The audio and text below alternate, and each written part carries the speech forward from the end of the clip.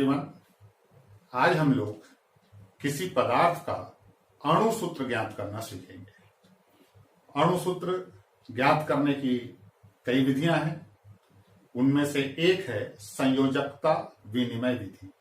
तो आज हम लोग संयोजकता विनिमय विधि की बात करेंगे। आप लोग 11वीं क्लास में पहुंच गए हैं। यदि आपसे कोई प्रश्न करे कि आप कितने यौगिकों का अणु सूत्र जानते हैं, तो आप जो 10th क्लास में पढ़े हैं कुछ यौगिकों को बता सकते हैं। जैसे सोडियम क्लोराइड का सूत्र होता है NaCl। इसी प्रकार सोडियम कार्बोनेट Na2CO3। इसी प्रकार आप बता सकते हैं कैल्शियम कार्बोनेट CaCO3। तो ऐसे कुछ गिनती के यौगिक हैं 10th क्लास में जो आप लोगों ने देखा है और उसका अणु सूत्र आपको पता होगा। लेकिन रासायनिक यौगिकों की संख्या बहुत ज्यादा है। अब 11th क्लास और 12th क्लास में हम लोग बहुत ज्यादा यौगिकों के बारे में स्टडी करेंगे, तो उनका अणु सूत्र हमें पता होना चाहिए। तो सबसे पहले आपको बता दें कि कोई भी जो अकार्बनिक यौगिक है, हम कार्बनिक यौगिकों की बात नहीं कर रहे हैं, अकार्बनिक यौगिकों को हम दो भागों में बांट सकते हैं। जैसे ये जो NaCl है, तो Na है धनात्मक भाग और Cl है ऋणात्मक भाग। उसी प्रकार यहां पर Na धनात्मक वाला हो गया और Ca ऋणात्मक वाला हो गया। तो जितने भी यौगिक हैं इनको हम धनात्मक और ऋणात्मक दो भागों में बांट सकते हैं। तो किसी भी जो यौगिक का नाम होता है उसमें सबसे पहले धनात्मक वाले भाग का नाम रहता है और उसके बाद ऋणात्मक वाले भाग का नाम रहता है। जैसे यहां पर हम सोडियम क्लोराइड की बात करते हैं, तो धनात्मक वाले भाग का नाम है सोडियम और ऋणात्मक वाले भाग का नाम है क्लोराइड। तो यौगिक का नाम क्या हो गया? Sodium chloride. उसी प्रकार यहां पर धनात्मक वाला है सोडियम और ऋणात्मक वाला है कार्बोनेट, तो ये हो गया सोडियम कार्बोनेट। और इसी प्रकार ये कैल्शियम धनात्मक वाला हो गया, कार्बोनेट ऋणात्मक वाला हो गया, कैल्शियम कार्बोनेट। तो ये स्पष्ट होता है कि कोई भी अकार्बनिक यौगिक हो उसके दो भाग होते हैं, एक धनात्मक भाग होते हैं और एक ऋणात्मक भाग। सबसे पहले धनात्मक वाले भाग का नाम लिखा जाता है और उसके बाद ऋणात्मक वाले भाग का नाम लिखा जाता है। तो ये हो गया नाम की बात कि पहले किसका नाम ले, बाद में किसका नाम ले। अब हम देखेंगे कि अणु सूत्र किस प्रकार से बनाते हैं। जैसे यहां पर हम देख रहे हैं कि सोडियम की संख्या 1 है, लेकिन यहां सोडियम की संख्या 2 हो गई। तो यहां 1 क्यों हुई, यहां 2 क्यों हुई, यही हमको समझना है कि किसी अणु सूत्र में धनायन की संख्या कितनी होगी और ऋणायन की संख्या कितनी होगी। इसको एक उदाहरण से समझते हैं। उदाहरण के लिए हम लेते हैं एल्यूमिनियम सल्फेट।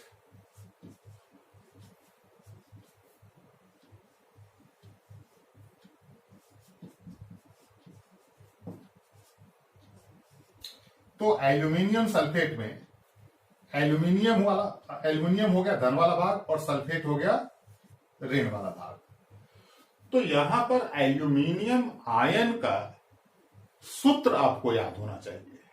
तो एल्यूमिनियम आयन का सूत्र होता है Al और इस पे आवेश 3+ होता है। जबकि जो सल्फेट आयन है, सल्फेट आयन में दो परमाणु हैं, सल्फर और ऑक्सीजन की संख्या यहां पे 4 है और इस पर आवेश होता है 2-। तो ये धन वाला भाग हो गया और ये ऋण वाला भाग हो गया।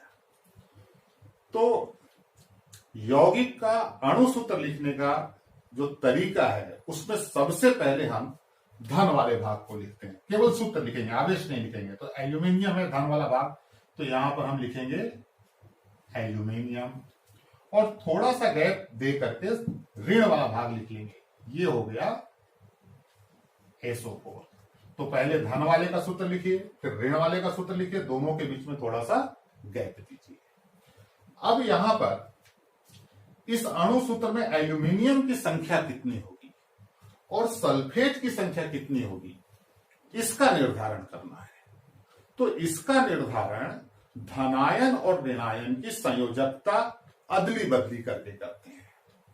देखिए, यहां जो आयन पर आवेश होता है उसी को हम कहते हैं उसकी संयोजकता। तो एल्यूमिनियम पर आवेश कितना है 3+, तो इसकी संयोजकता कितनी हो गई 3। सल्फेट पे आवेश है 2-, तो इसकी संयोजकता कितनी हो गई 2। तो ये क्या हो गई संयोजकता।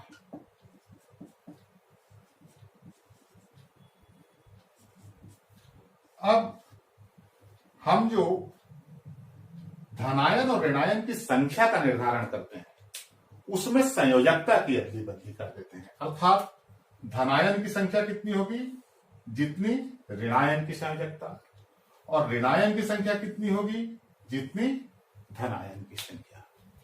तो यहां पर हम एल्यूमिनियम की संख्या बताएंगे तो एल्यूमिनियम की संख्या कितनी हो जाएगी 2, क्योंकि 2 संयोजकता किसकी है ऋणायन की। तो ये यहां पर नीचे लिख देंगे एल्यूमिनियम की संख्या। एल्यूमिनियम कितना हो गया 2, और ये SO4 पूरा एक आयन है और इसकी संख्या हमको बतानी है कि ये कितनी होगी। तो सल्फेट आयन की संख्या कितनी हो जाएगी 3, तो ये हो जाएगा Al2SO4 होल थ्राइज। तो इस प्रकार जो संयोजकता विनिमय विधि है इसमें हम सबसे पहले धनायन का सूत्र लिखते हैं, फिर ऋणायन का सूत्र लिखते हैं और दोनों की संयोजकता अदली बदली करके उनकी संख्या का निर्धारण कर देते हैं, जैसा कि हमने यहां पर किया। तो यही काम आपको करना है। तो इसके लिए जरूरी हो जाता है कि आपको धनायन और ऋणायन की जानकारी हो। यदि 20 धनायन और 20 ऋणायन हम याद कर लें तो 20 × 20 400 यौगिकों के अणु सूत्र हम लिख सकते हैं। अब यहां पर कुछ चीजों का और ध्यान रखना है। यदि संयोजकताएं समान हों, धनायन और ऋणायन की संयोजकताएं समान हैं, तब हम केवल दोनों का सूत्र लिखते हैं, धनायन का सूत्र और उसके बाद ऋणायन का सूत्र। वहां संख्या का प्रदर्शन नहीं करते हैं। उदाहरण के लिए यहीं पर हम देखते हैं कैल्शियम सल्फेट, कैल्शियम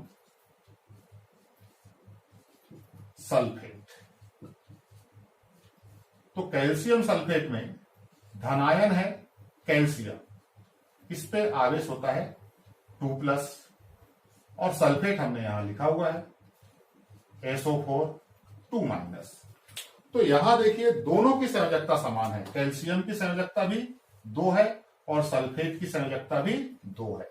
तो यहां जो कैल्शियम सल्फेट का सूत्र लिखेंगे, सबसे पहले लिख देंगे कैल्शियम को और उसके बाद लिख देंगे सल्फेट को। यहां पर इनकी संख्या का प्रदर्शन आवश्यक नहीं है। तो सीधे सीधे पहले धनायन को लिख दीजिए, फिर ऋणायन को लिख दीजिए। कब? जब संयोजकताएं समान हैं, और जब संयोजकता भिन्न भिन्न हो तब दोनों की संयोजकता अदली बदली करके हम उनकी संख्या का निर्धारण कर लेंगे। बस इतना आपको करना है, आप किसी भी यौगिक का अणु सूत्र ज्ञात कर सकते हैं। तो चलिए हम लोग देखते हैं 20 धनायन और 20 ऋणायन की सूची।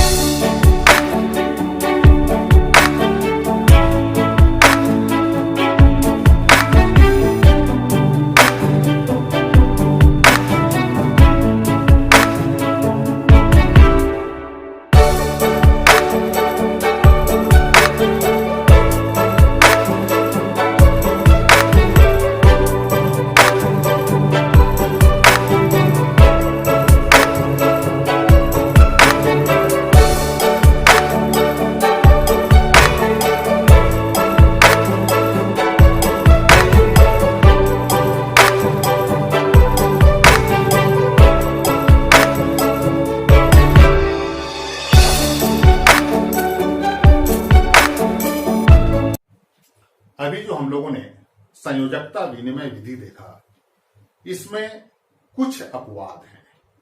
उदाहरण के लिए कैल्शियम एसीटेट,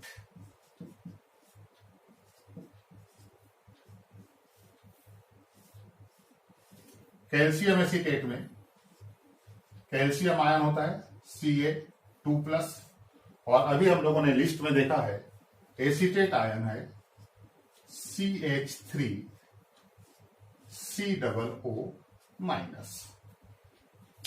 तो आपको याद रखना है कि जहां भी एसीटेट आएगा, कैल्शियम एसीटेट हो, सोडियम एसीटेट हो, एल्यूमिनियम एसीटेट हो, लेड एसीटेट हो, कोई भी एसीटेट है, तो वहां सूत्र लिखते समय सबसे पहले एसीटेट आयन को लिखना है, ऋणात्मक वाले भाग को लिखना है, और उसके बाद हम धन आयन को लिखेंगे।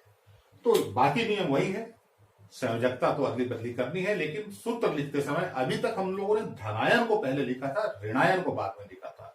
लेकिन अगर कोई एसीटेट दिया जाता है तो आपको एसीटेट आयन को पहले लिखना है और धनायन को बाद में लिखना है। जैसे यहां कैल्शियम एसीटेट का जो सूत्र होगा, तो एसीटेट को पहले लिखना है। एसीटेट क्या हो गया? CH3COO, और थोड़ा सा गैप देके किसको लिख लेंगे? धनायन का सूत्र Ca।